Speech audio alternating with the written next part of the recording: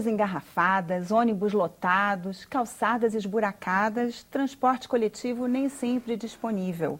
Qual é a solução para esse dilema das cidades contemporâneas?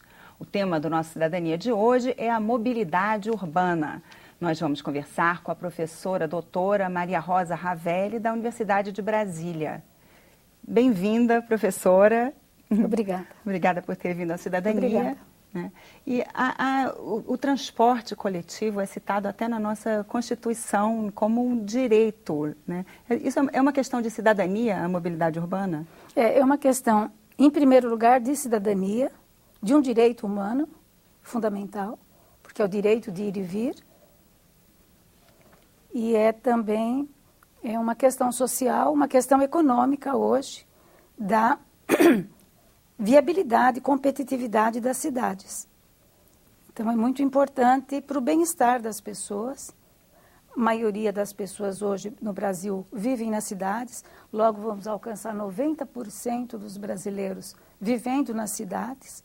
Então, a cidade tem que ser acolhedora e a mobilidade é uma questão crucial para a qualidade de vida.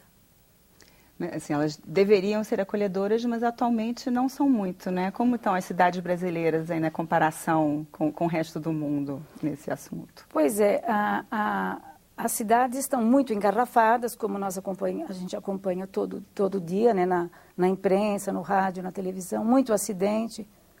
Todo dia tem acidente, todo dia tem engarrafamentos, às vezes de muitos e muitos quilômetros. As cidades estão todas partindo para copiar o modelo ineficiente de transporte público que temos em São Paulo e de engarrafamento que temos em São Paulo. Então, as medidas corretas não estão sendo tomadas, não se está enfrentando nossas autoridades, nossos prefeitos, infelizmente, a nosso ver, não estão enfrentando como deveriam um problema que está afetando a todos. Como eu coloquei, afeta a saúde, prejudica o urbanismo das cidades, prejudica o meio ambiente, se asfalta cada vez mais, para poder dar conta do volume excessivo e do uso intensivo do automóvel.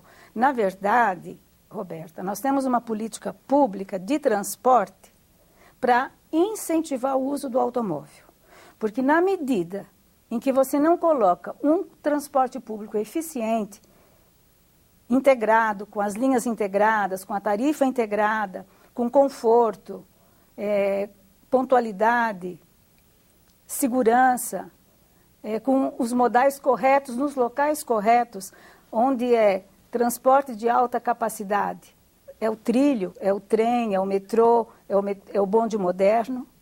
O transporte de pequena capacidade são os ônibus circulares nos bairros, levando até esse transporte de alta capacidade. Então, o que acontece? Nós temos a menor quilometragem de metrô do mundo, dentre os países, digamos, de desenvolvimento médio. Então, o Brasil tem pouco metrô, o nosso metrô é um dos menores do mundo, proporcionalmente, o de São Paulo, que é o maior metrô brasileiro, 74 quilômetros. E ainda assim é muito pequeno. Muito pequeno, é feito a conta-gotas. O de Brasília ficou os últimos 4 anos, apesar de todo o volume de recurso que veio do PAC Mobilidade, não foi acrescentado um único quilômetro, uma única estação, não se integra as linhas, os modais nas nossas cidades. Então, uma questão básica, essencial, uma questão de eficiência do transporte é a integração. É como o corpo humano que todo o aparelho circulatório é integrado. São as grandes artérias alimentadas pelas veias, pelos vasinhos. É assim a circulação de uma metrópole, de uma cidade. As grandes artérias com transporte de alta capacidade, e isso que as cidades vêm mostrando, é cada vez mais aumentando o número de trilhos.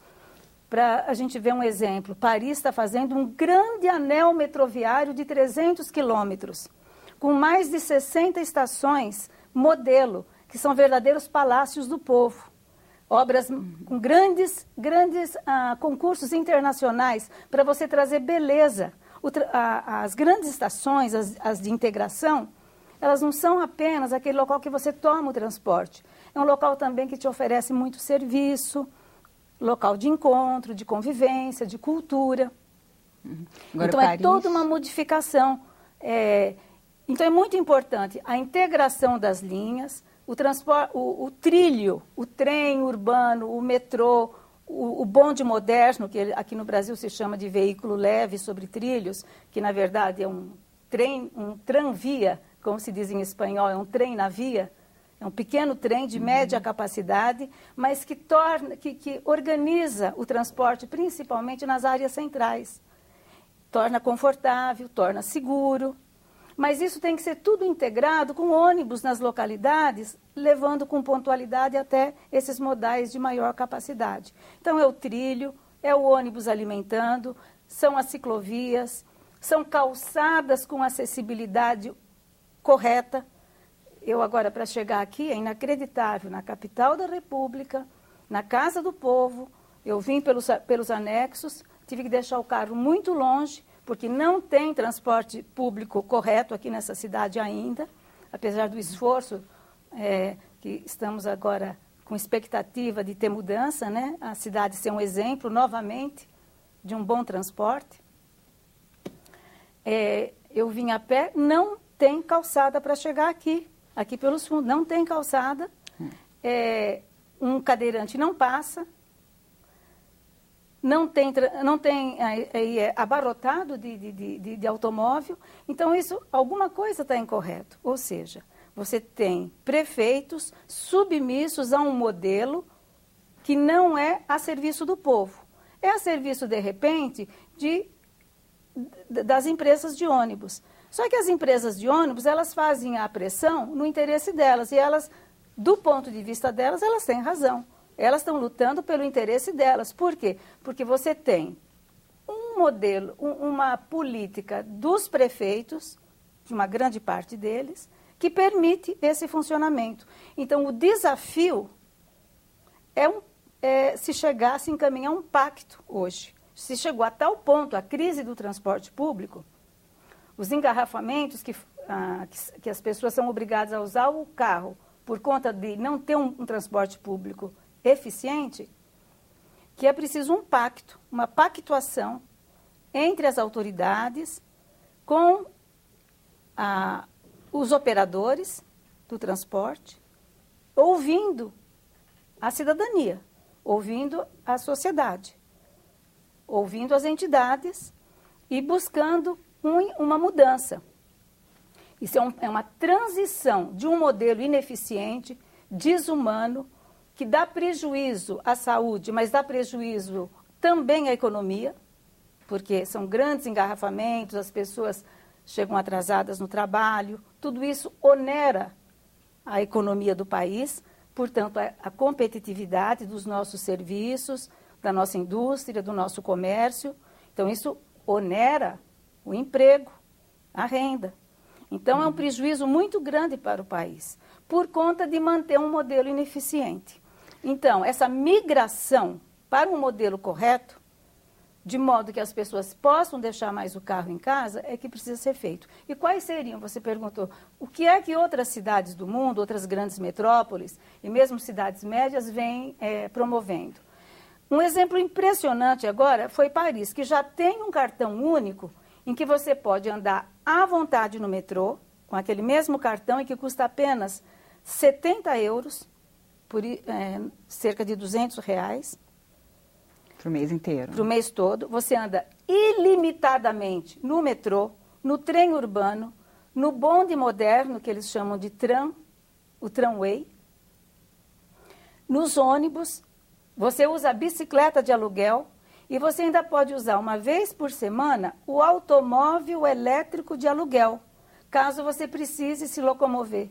E a última medida que a prefeita, agora é a prefeita Anne Hidalgo, colocou, que é pressão até do Partido Verde, que é um partido muito consciente das demandas das mudanças climáticas, da questão da poluição do ar, da poluição atmosférica. Então, a prefeita colocou também o utilitário elétrico de aluguel, pequenas caminhonetes, pequenas vans, que você também pode alugar. Até o comerciante que precisa ter um transporte, ele aluga um preço extremamente subsidiado, módico, para ele fazer as entregas na cidade. Então, isso é você ter compartilhamento do automóvel, do veículo, não é? Carro de aluguel, na verdade, é compartilhar o automóvel. O utilitário, o veículo utilitário de aluguel, é você também compartilhar, porque você não usa esse veículo toda hora, não precisa o automóvel toda hora. É para uma emergência, uma necessidade especial. Então, esse cartão dá direito. Agora, o importante também é uma política de integrar a tarifa com as zonas com quem mora mais longe. Então, você tinha 8 zonas, por exemplo, na Grande Paris. 8 zonas. Tinha um preço para a zona 1 e 2, depois um preço para até a zona 3, a zona 5, a zona 8. Então, se você mora numa zona mais longínqua, em princípio, você tem uma renda mais modesta, você vai fazer um percurso mais longo, mais oneroso, então você já é sacrificado. Mora mais longe, demora mais, tem renda mais modesta. E por que você vai pagar a tarifa muito mais cara de quem é mais privilegiado e mora nas zonas mais centrais? Então, se fez uma política agora, uma medida, que dá mais equidade. O cartão para as 8 zonas, para toda a grande metrópole, é um preço só. Tanto faz você morar longe, como você morar perto. Qual foi a pesquisa que foi realizada? Uma grande parte dos moradores que moravam, por exemplo, se fosse o caso aqui no Distrito Federal, que moram em Valparaíso, em Lusiânia, em Formosa, que teriam que gastar muito com o transporte, que a gente chama aqui da Grande Brasília, eles teriam o mesmo valor de quem mora em região mais perto. Então, isso vai promover que isso faz com que você tenha mais pessoas deixando o automóvel em casa. Porque você barateia a tarifa, você dá um acesso mais democrático e você tem, mais importante, não basta apenas você melhorar a tarifa. Não basta apenas você integrar as linhas. Você tem que ter também um transporte pontual, você tem que ter um transporte seguro, você tem que ter a frequência necessária, conforme o volume de público. Então, é um conjunto de subsistemas que compõem um sistema correto de mobilidade que se chama de sustentável, de verde, de humana, de correta e de eficiente. Agora, quando você fala em investir em trilhos, né, fala-se muito que trilho, que metrô, que trem é muito caro. Só que eu vi, a senhora publicou um artigo comparando, né, o VLT de Dijon, se não me engano, né, com o BRT. E, na verdade, não é mais caro. Exatamente. Porque hoje, na verdade, o VLT, que é o bonde moderno, que passa nas principais avenidas circulares de uma cidade, ele vai na pista que já existe. Ele pode até utilizar as próprias paradas dos ônibus, não é? Mas aí eles seriam concomitantes? Teria o ônibus e o VLT no mesmo? Ele substitui, porque ele tem uma capacidade maior. Você chega a ter VLTs, os bondes modernos, até com 8 vagões. Então, é um transporte de média capacidade, de pequena a média capacidade. Né? Então, eles estão voltando.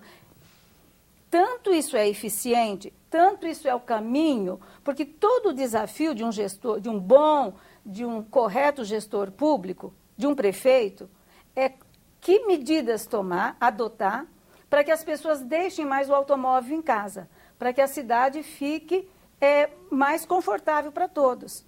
Né? Você não tem essa necessidade de tanto estacionamento, de tanto engarrafamento. Bom, o Washington está num programa de renovar, renascer, ampliar seu sistema de trilhos. Eles vão implantar 6 linhas de eles chamam de light rail, que é o trem leve. de superfície. Vão implantar agora, vão ampliar o metrô muitos e muitos quilômetros para toda a grande Washington. Então, é um programa robusto de renascimento. Até a entrevista do gestor em uma revista ferroviária, ele coloca, depois de 50 anos do desaparecimento dos trilhos em grande escala nos Estados Unidos, os trilhos voltam a renascer. Por quê? Porque isso traz sustentabilidade, traz conforto e traz eficiência no transporte. E permite diminuir, desde que integrado, as linhas todas integradas, desde que a tarifa é integrada, permite-se usar muito menos o automóvel. E não é mais caro com relação ao investimento? E não é mais caro, tanto é que não é mais caro que os países estão fazendo. A gente tem um exemplo clássico, né, que é muito citado nas redes sociais, do metrô de Xangai. Mas também tem o metrô de Hong Kong, que é imensa as linhas, é um metrô muito poderoso, muito robusto. O de Xangai, que começou a ser feito há pouco tempo, porque agora que a China fortalece a sua urbanização e a população, o processo de urbanização cresce cada vez mais, as cidades crescem, e uma estratégia importante tem sido o metrô, os bondes modernos e as linhas, os trens. Outro assunto que é triste a gente observar no nosso país, nós destruímos os trens de passageiros e eles estão demorando para renascer. Então, não é mais caro, tanto é que os países estão fazendo, e é uma infraestrutura que você depois tem para 50, 100 anos. Não é? Depois que comprou o trem, você vai continuar usando por 50 anos. É uma tecnologia cada vez mais eficiente, mais simples. Enquanto que um ônibus dura poucos anos. Né? Então, é uma política... Então, essa transição, esse pacto, que acho que o desafio as autoridades públicas, com os operadores do modelo atual, fazerem a transição para um modelo sustentável. Como migrar, como os outros países vêm fazendo. Agora, quando a gente fala em Xangai, Paris, às vezes parece muito distante da nossa realidade, mas tem experiências interessantes também mais próximas. Parece que o Equador tem uma experiência interessante. Infelizmente, o Chile um pouco, mas a América Latina está um pouco esquecida em termos de inovação verde, eu diria assim. Sei. Por quê? Porque na energia nós estamos também na contramão. Você veja, a expectativa que temos, as famílias, é de subir a conta de luz da energia. Por quê? Porque nós temos um modelo energético muito caro. Se deu muita ênfase nas termoelétricas. Num momento em que a energia solar já começava a ficar competitiva no mundo. Hoje, por exemplo, a Califórnia, o Arizona, eles têm as maiores usinas solares do mundo. Né?